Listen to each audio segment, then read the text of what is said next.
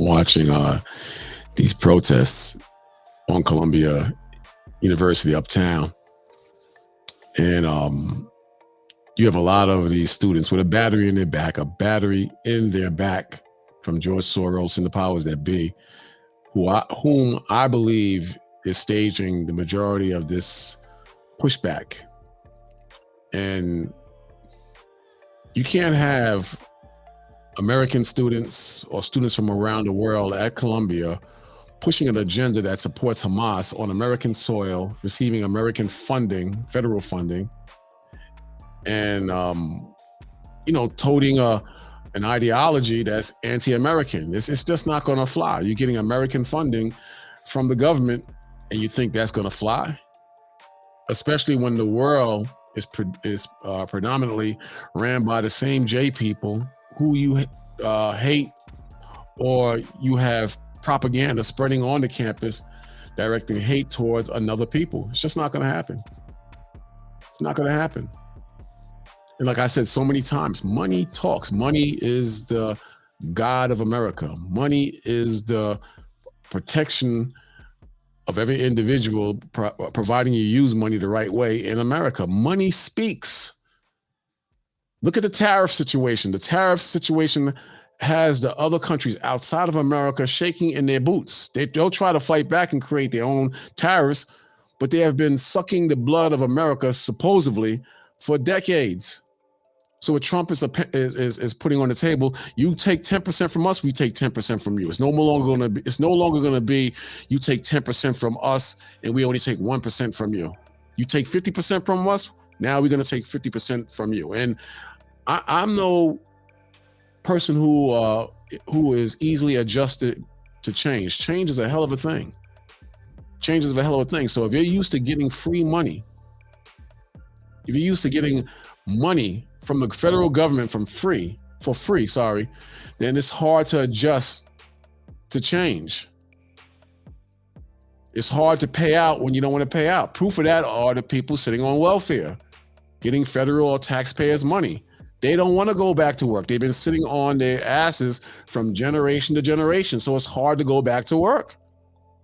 People hate change, no matter if it's right or wrong. Doesn't matter. People hate change. So this is going to affect people down the line. And it's very interesting to see how it plays out. It's very interesting. Very interesting. So I'm going to just watch how this plays out. And I'm going to laugh. I was out on the highways and byways yesterday, and I said it over and over. When I go out in the streets, I'm going to blast everyone who is stupid enough to believe in politics in the first place, but who have supported Joe Biden. I'm going to rub in their faces that Donald Trump is president. I'm going to glorify this devil, Donald Trump, in their minds, and it's going to make them melt. And sure enough, that's what happened. They called the cops on me yesterday. But it's all good. I know how the psyche and the mental of the average Joe works, whether he's black, white, Asian, so-called Arab. I know how it works. And I know one thing, people don't like when their money is affected. They don't like when they're losing money. And that's going to cripple Columbia University, I personally believe. I don't think they're going to be able to roll with that. I think they're going to fold. But let's see, check out what this, let's check out this story right here real quick. I found this kind of interesting. This country is seeing continued cases of anti-Semitism, including on college campuses, and instances of demonstrators blocking Jewish students from getting to class or being threatened or berated. Now, Columbia University is hoping to get back $400 million in federal funding that the Trump administration pulled on Friday. The government threatening the more than $5 billion in federal grants that the Ivy League school currently receives, saying that the campus hasn't done enough to protect Jewish students in the face of those. See, they got the power. You can say what you want, but they have the power. Every president has bowed down and kissed the ring of the small hats. All presidents. You understand? So that, that's a win-win for the other side. Not for the students, but for the other side. pro-Palestinian protests.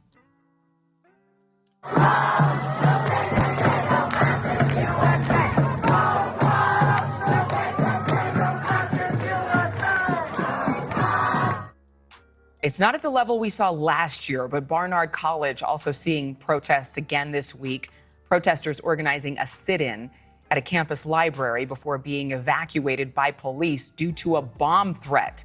Joining me now from the University of South Carolina, News Nation correspondent Alex Capriello. Alex, students at Columbia, they're rattled, especially Jewish students, after that week of protests. What more are you learning? Yeah, there's no doubt about it, Adrian. We've been finding and speaking to these students specifically, wanting to hear what their experience is like. And to them, they tell us that this is really an existential threat to them. It really goes beyond just a call for change, but more, it seems like a call for violence. So what do you think the government is going to do? Of course, they're going to hold back funding. You hit them in the pockets. You hit them in the pockets, and it's very effective. Very effective. You could say it's not effective, but mentally, money affects how you think, how you operate, how you get down. Say what you want, but that's the absolute truth. Look at this. It says money, while essential for societal functioning, has as profound physiological and psychological effects. Affects you physically and mentally. It's going to affect you. It's going to wear you down. When you don't have money, you feel like SH. When you can't pay your bills, you feel like SHIT. When you can't keep that car and the repo man takes your car and all the neighbors see, you feel like SHIT. You feel like total crap. Money is God. Money is Jesus in the minds and spirit of the wicked and ignorant who depend on money and make money their God and their Jesus. You can say, I don't need money, man. You do need money, but when you put money above the Most High and Christ, you become a devil. And it starts to have an effect on you. It says influencing stress, mental health, and social dynamics with both positive and negative consequences. You see that? Don't tell me money don't affect how you think and how people operate. Money is a hell of a thing in America. Here's a more detailed look in the physiological and psychological effect of money on society. Stress and mental health. Financial stress is a major source of anxiety and depression. Financial difficulties can lead to stress, anxiety, even depression. Financial difficulties can lead to stress, anxiety, and even depression, with a strong link between problem, debt, and suicide. You hear that? With a strong link between problem, debt, and suicide. Stigma around debt can make people hesitant to seek help, leading to isolation and further exacerbating mental and health issues.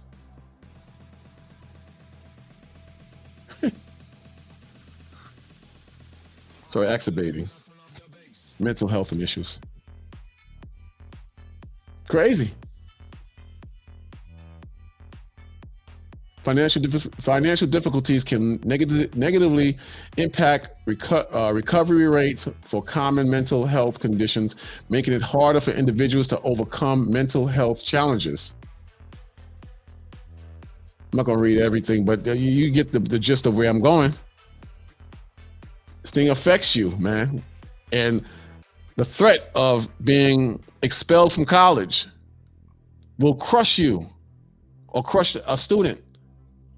The threat, if you're coming from another country to get an education in the great United States of Satan and be sent back to your damn huts or your dirt paved roads or poverty in a poor country, will crush you, and you'll be a disgrace to your family if you come from abroad. So don't tell me it doesn't make a difference. It makes a difference. Don't tell me money doesn't talk. Money talks. Money talks. Check it out. On Friday, the Trump administration canceled $400 million of federal funding to Columbia University over its inaction to combat rampant anti-Semitism on campus. Well, I'm joined by Columbia Assistant Professor Shai Davidai, who has become the face of the pro-Israel movement on campus. Shai, what do you think about this move from President Trump? Well, I have to say, it's regardless of what you think of the president, you agree with the president, you disagree with the president made promises. The president made certain attempts to let the universities know that this will come if they won't step up their game. They refused to step up their game, and now the president is following up on his promises and giving them the consequences. That's what it's like being in a democracy. So here's the question. I think for a lot of folks who see this from the outside, they just kind of see bits and pieces and they say, what's the big deal? It's a protest. Protest is allowed. Why are you guys making such a big deal? Not just a protest. That's what people are not getting.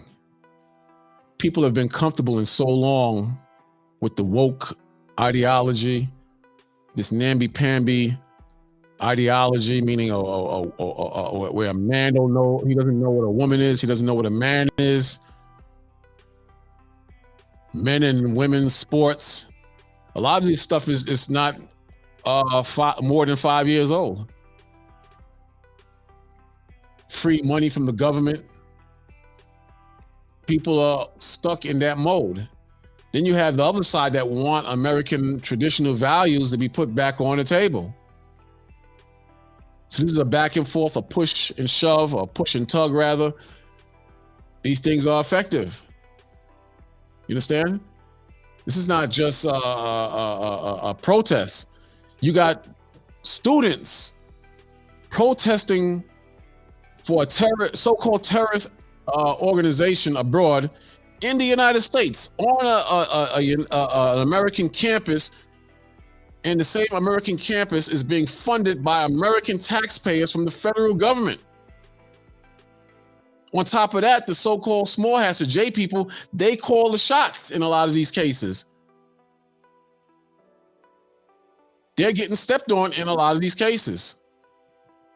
So what do you think is going to be? What's going to come to pass? What's going to unfold? It's a dumb mentality to believe that this is just protest. You have one side fighting against another side. I don't oppose the fighting. It's better for my people. It fits into prophecy. It fits into God's judgment. So let them fight. My argument is that people are stupid and can't read what's on the wall. That's my argument. People can't see the hypocrisy on both sides. That's my argument. How do you explain the billions of dollars that was squandered and stolen? They say misuse. They use the word misuse a lot. It was stolen. They're stealing money. And they've been doing this for decades. How do you explain that? Is that just nothing? Is that just nothing? The millions of migrants that just flooded into this country, the migrants who receive paychecks every week. Then on the flip side, here's the hypocrisy. They're complaining about Trump's proposal of $5,000 to taxpayers. That's too much money. Put it back in the system so we can fix the system. No, so they can steal that money again. But on the flip side, you were giving money hand over fist to non-Americans. Non-Americans. So people see this. And the result is destruction. A country divided against itself shall not stand. I hope they close down that college and all the colleges. Make them see what this country is really about. But again, money talks. Money talks. When their tuition is on the line, money's going to talk. Just like the tariffs. It's very effective. The tariffs are very effective both ways. When you send home in disgrace for supporting what they call a terrorist organization, money talks. Money talks. when a school doesn't receive federal funds and hardship is put on that college to the point where they have to flip back into being a robot American, money talks. Money talks at the end of the day. Same thing with the tariffs. Same thing with the tariffs. Out of this, can you maybe walk the average folk through?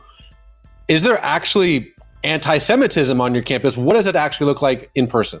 If you're only tuning in now, that's totally fine. It's better late than never. And I'll tell you this, over the past week, forget the past year and a half, over the past week, we've had 2 violent takeovers of buildings at Columbia University. One in last week, and then when the students didn't get what they wanted. One of these were all black kids. So I'm sure there's black people peppered in among these groups. I've seen them, the past videos, the last time they were acting up. But I wonder if these were all black people, like the MOVE organization, which is a completely different story. The MOVE organization in Philadelphia, in which the government dropped a damn bomb on the house.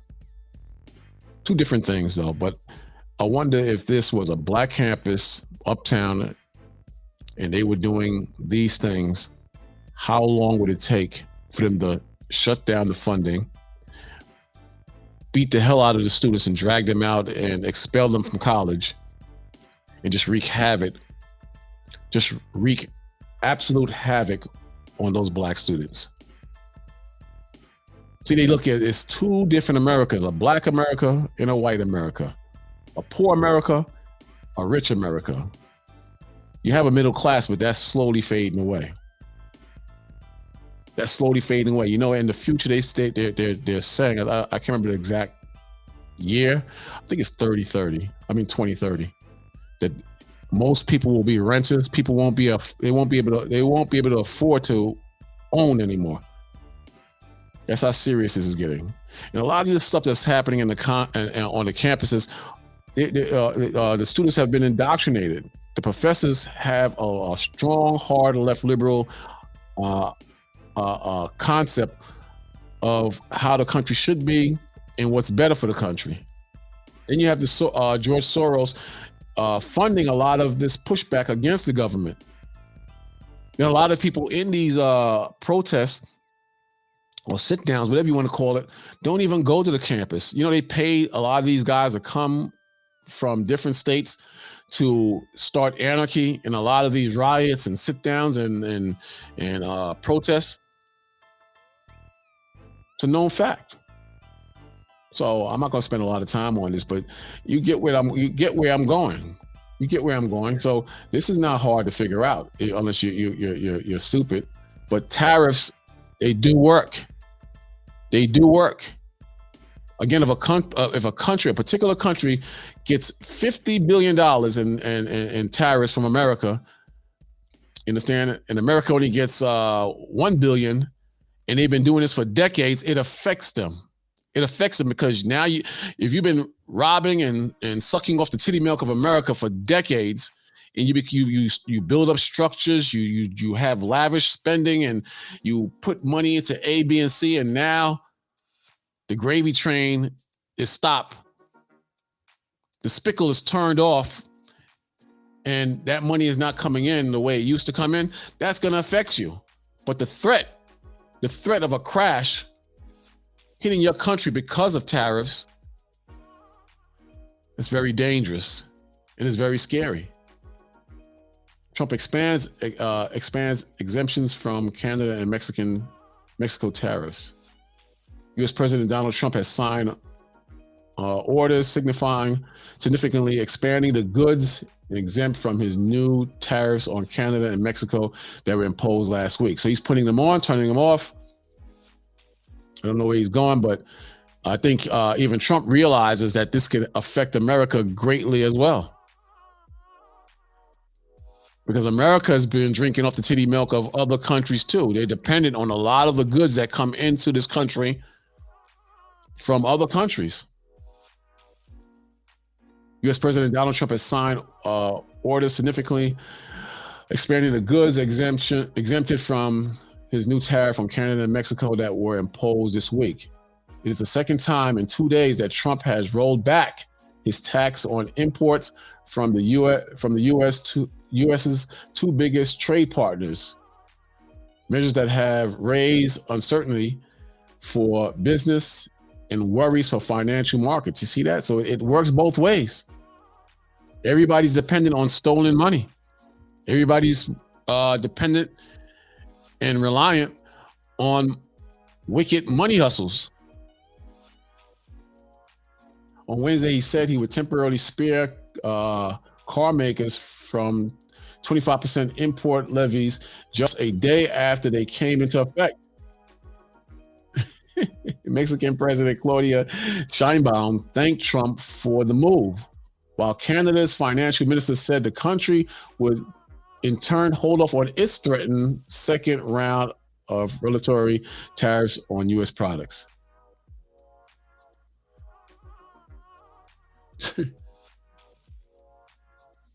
Retaliatory tariffs on U.S. products. Yeah, look at that. So they got power too. They got power too. Just a matter of time before we see the crush. I'm waiting for the crush.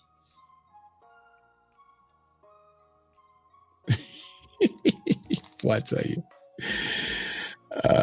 Man, let me see if it plays. I don't think it's gonna play. You see? What's inside those? Let's see if it plays. I don't think it's gonna play, but you know, it's no joke. Money talks. Remember that, people. Money talks. It affects how you think, how you operate, how you maneuver, how your marriage go. A lot of marriages fail. The biggest reason why a lot of marriages fail and people file for divorce is what? Money. Well, at least it used to be. Money. You can deny it if you want, but that's the reality of things. Let's see what it plays. Same thing for Mexico. One for Canada, one for Mexico. Yes, sir. They've been in. Just for Mexico, sir, the previous one. Same thing for Mexico. One for Canada, one for Mexico. Yes, sir. They've been in the news lately, haven't they? And I spoke to the president of Mexico, wonderful woman, today, and we helped them out with the problem they were having to do with the tariffs, short-term tariffs. And we had a very good conversation. Also, we discussed drugs, and they've been working much harder lately. Do you notice that? On people coming in and drugs, and we've made tremendous progress on both. See, you know, you could try to deny it, but money will strong arm a person to do what you want them to do, man. And as far as the college students, we're gonna see they you know they'll move their behinds when their future is on the line, which is really no future because the way America is going, you're not guaranteed anything after you graduate from college. But a minimum wage job or a job, you know, not paying but so much, but just enough to get you by. In my opinion, I could be wrong. I don't think so. But let's give it some time and let's see what happens. But in the end, money speaks. Money speaks.